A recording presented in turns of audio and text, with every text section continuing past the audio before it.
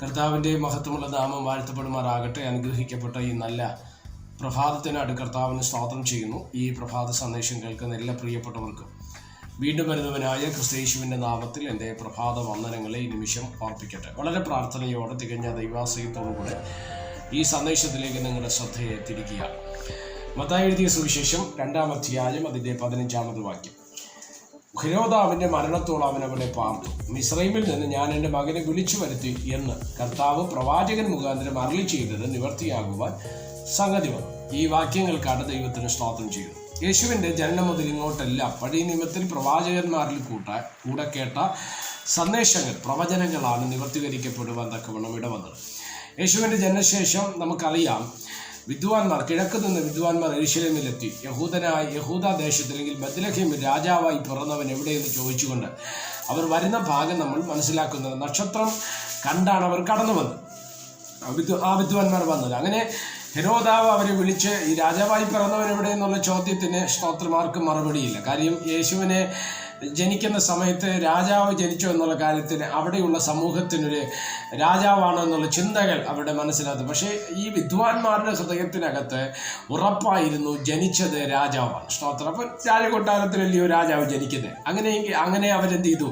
ഹെരോദാവിൻ്റെ കൊട്ടാരത്തിലേക്ക് പോയി. സ്തോത്രം. അവിടെ ചെറിയ വിശകലനങ്ങളൊക്കെ ന്യായപ്രമാണം സംബന്ധിച്ചൊക്കെ നടക്കുമ്പോൾ അവിടെയുള്ള ആൾക്കാരെ, ജ്ഞാനികൾ, അപ്പോൾ ശാസ്ത്രജ്ഞന്മാരെ പോലുള്ള വ്യക്തികൾ, അവരൊക്കെ പറയുന്നൊരു ഭാഗമാണ്. സ്തോത്രം. ഇത് കറക്റ്റാണ്, സത്യമാണ്, പ്രവാചകൻ മുഖാന്തരം പറഞ്ഞതാണ്, അത് നടന്നിരിക്കുകയാണ്. അപ്പം ഈ സമയമൊക്കെ അവിടെ വെച്ച് ക്ലിയർ ചെയ്യുന്നുണ്ട്. സ്തോത്രം. ഇവിടെ നിങ്ങൾ ശ്രദ്ധിച്ചാൽ അറിയാൻ പറ്റുന്നു. 2-ാം അധ്യായം 7-ാം വാക്യത്തിലേക്ക് വരുമ്പോൾ, അപ്പോൾ ഹെരോദാവ് വിദ്വാൻമാരെ രഹസ്യമായി വിളിച്ചു നക്ഷത്രം തെളിവായ സമയം അവരോട് സൂക്ഷ്മമായി ചോദിച്ചറിഞ്ഞു. അവരെ ബത്ലഹേമിലേക്ക് അയച്ചു. നിങ്ങൾ ചെന്ന് ശിശുവിനെ കുറിച്ച് സൂക്ഷ്മമായി അന്വേഷിക്കുവിൻ, കണ്ടെത്തിയാൽ ഞാനും ചെന്ന് അവനെ നമസ്കരിക്കേണ്ടതിന് വന്ന് എന്നെ അറിയിക്കുവിനെന്ന് പറഞ്ഞു. അങ്ങനെ അവർ പോയി. സ്തോത്രം.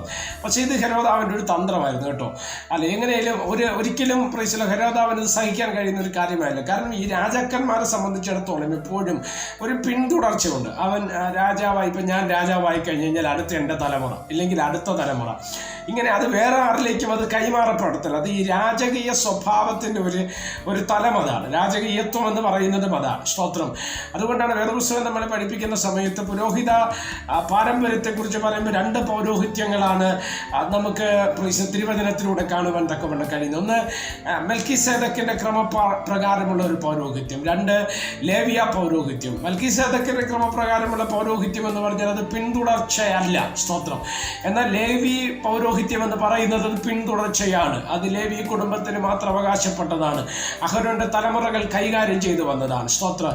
എന്നാൽ മൽക്കീസേദക്കിന്റെ ക്രമപ്രകാരമുള്ള പുരോഹിതനെന്ന് വിശേഷിപ്പിക്കുന്ന യേശു കർത്താവിനെയാണ്. കാര്യം അവൻ എഴുന്നേറ്റ് വന്ന ശ്രേഷ്ഠ മഹാപുരോഹിതനാണ്. ലോകത്തിൽ ഒരു ശ്രേഷ്ഠ മഹാപുരോഹിതനേ ഉള്ളൂ, ഒന്നിൽ കൂടുതലില്ല. അത് നമ്മൾ ഉയർത്തിപ്പിടിക്കുന്ന യേശു മാത്രമാണ്. സ്തോത്രം. മടങ്ങി വരാം. ഇവിടെ നിങ്ങൾ ശ്രദ്ധിച്ച്, യേശു ജനിച്ച അനന്തരം വിദ്വാൻമാർ യേശുവിൻ്റെ അടുക്കൽ ചെന്ന് പൊന്നു, മൂരു, കുന്തിരിക്കം കാഴ്ചവെച്ച്, സ്തോത്രം, അവർക്ക് ദൈവം കൊടുത്ത നിയോഗം അനുസരിച്ച് ഹെരോദാവിൻ്റെ അടുക്കൽ തിരികെ വരാതെ, അല്ല സ്തോത്രം, അവര് അവിടെ നിന്ന് വേറെ വഴിക്ക് തിരികെ പോകുവാൻ തക്കവണ്ണം ഇടവന്നു. എന്നാൽ അതിന് മുൻപായിട്ട് യോസെഫിനോട് ദൈവം ഇടപെട്ട് അവിടെ നിന്ന് യേശുവും അപ്പോൾ തന്നെ യോസെഫും മറിയയും കൂടെ മിസ്രൈമിലേക്ക് പോകുവാൻ തക്കവണ്ണം ഇടവന്നു.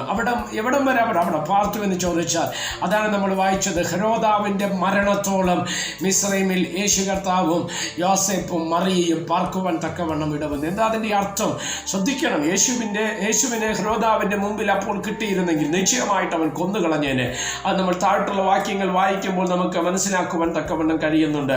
16-ാം വാക്യം 2-ന്റെ 16 വരുന്ന സമയത്ത് വിദ്വാൻമാർ തന്നെ കളിയാക്കിയെന്ന് ഹെരോദാവ് കണ്ട് വളരെ കോപിച്ചു. വിദ്വാൻമാരോട് ചോദിച്ചറിഞ്ഞ കാലത്തിനൊത്ത വിധം 2 വയസ്സും താഴെയുമുള്ള ആൺകുട്ടികളൊക്കെയും ബത്ലഹേമിലും അതിൻ്റെ എല്ലാ അതിരുകളിലും ആളയിച്ച് കൊല്ലിച്ചു. പക്ഷേ അവന് ഈ കുഞ്ഞുങ്ങളെ കൊല്ലുമ്പോൾ അതിൻ്റെ അകത്ത് പെടാതെ ദൈവം യേശുവിനെ കാക്കുവാൻ തക്കവണ്ണം പിതാവാം ദൈവത്തിൻ്റെ സംരക്ഷണ വലയത്തിനകത്തേക്ക് പുത്രനായ ക്രിസ്തുവിനെ ദൈവം നടത്തുന്നതായിട്ട് കാണുന്നു. ഇതിനകത്തൊരു ദൂത് പരിശുദ്ധാത്മാവിന് നിങ്ങളോട് കൈമാറാനുണ്ട്. നിങ്ങളെ കൊല്ലും കൊല്ലുവാൻ, നിങ്ങളുടെ വാഗ്ദത്തത്തെ നശിപ്പിക്കുവാൻ, നിങ്ങളെ തകർക്കുവാൻ തക്കവണ്ണം ഹെരോദാവെന്ന രാജകീയത്വം നിങ്ങൾക്കെതിരെ നിൽക്കുമ്പോൾ ഒരു കാര്യം നിങ്ങൾ ശ്രദ്ധിക്കുക. ദൈവത്തിൻ്റെ കരവലയത്തിനകത്ത്, ദൈവത്തിൻ്റെ കരുതലിനകത്ത് നിന്നെ ഉൾപ്പെടുത്തുവാൻ ദൈവം ശക്തനാണ്. സ്തോത്രം. ശത്രുവിൻ്റെ കയ്യിലേക്ക് നിന്നെ പെടുത്താതെ, അല്ല സ്തോത്രം, പിശാചിൻ്റെ കരങ്ങളിൽ നിന്നെ ഏൽപ്പിച്ചു കൊടുക്കാതെ, അല്ല മറച്ചു പിടിക്കുന്ന ഒരു ദൈവകരമുണ്ടെന്നുള്ള കാര്യം മറക്കരുത്. താൽക്കാലിക ഒരു സമയത്തേക്ക് യേശു കർത്താവും മറിയയും യോസെഫും മിസ്രൈമിൻ്റെ മണ്ണിൽ പാർക്കേണ്ടി വന്നിട്ടും ഹെരോദാവിൻ്റെ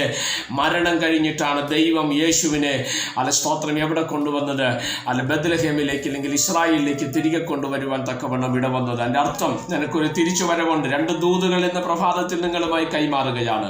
ഒന്ന്, നിനക്കൊരു തിരിച്ചുവരവുണ്ട്. 2, അല്ല നിന്നെ തകർക്കുവാൻ ആരുടെയും കയ്യിൽ ദൈവം അല്ല സ്തോത്രം നിന്നെ വിട്ടുകൊടുക്കത്തില്ലെന്നുള്ള കാര്യം വിശ്വാസത്തോടെ പ്രതീക്ഷയോടെ കൈക്കൊള്ളാം. ദൈവം നമ്മെ സഹായിക്കട്ടെ. പ്രാർത്ഥിക്കാം. പരിശുദ്ധനായ ദൈവമേ, സ്വർഗീയ നല്ല പിതാവേ, ഈ സന്ദേശത്തിനായിട്ട് നന്ദിയോടെ കർത്താവിന് സ്തോത്രം ചെയ്യുന്ന ഈ സന്ദേശം കേൾക്കുന്ന എല്ലാ പ്രിയപ്പെട്ടവരെ തൃക്കരങ്ങൾ തരികയാണ്. അനേകർക്ക് അനുഗ്രഹവും ആശ്വാസവുമായി ഈ സന്ദേശം മാറുവാൻ സ്വർഗമിടവരുത്തും. മഹത്വം അങ്ങേക്ക് യേശു കർത്താവിൻ്റെ നാമത്തിൽ തന്നെ. ആമേൻ. എല്ലാവരെയും ദൈവം അനുഗ്രഹിക്കട്ടെ. God bless you.